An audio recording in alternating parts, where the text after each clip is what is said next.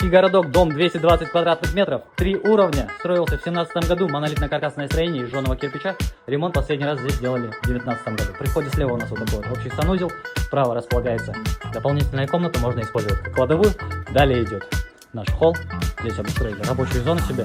Справа располагается гостиная, большая гостиная комната, здесь минимум 40 человек, вы спокойно встретите. Есть место, где развернуться. Пройдем на второй этаж. На втором этаже у нас расположены 3 спальные комнаты плюс кладовая. По коммуникациям. Здесь все центральные коммуникации, свет трехфазовый, газ, канализация, отопление у нас 3 видов: угольное, электрическое и газовое. Второй этаж у нас выглядит таким образом. Приходит такая вот мини-кладовая. Начнем с детской. Детская первая комната.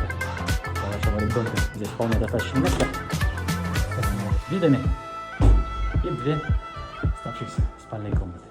Эта спальная комната просто меня поразила своими размерами. Здесь, наверное, самым лучшим решением будет зонировать какие-то детали, поставить сюда, может быть, санузел, гардеробочную разделить. Так. И последняя комната спальная выглядит таким образом. Спущусь в подвал. В подвале у нас летняя кухня, санузел, ванная комната, топка. В общем, тоже полностью обустроен. Жилой подвал. Тогда мы спускаемся таким вот образом. Смотрите, как я уже сказал, полностью все обустроено. Газ, вода, все подключено. Тепло, уютно. Здесь обеденная зона. И вот такие вот условия для вас. Ванная комната, прачечная, большая просторная, как мы можем найти.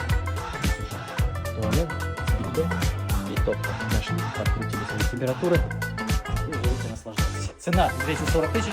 С вопросом, кто там реально стоит.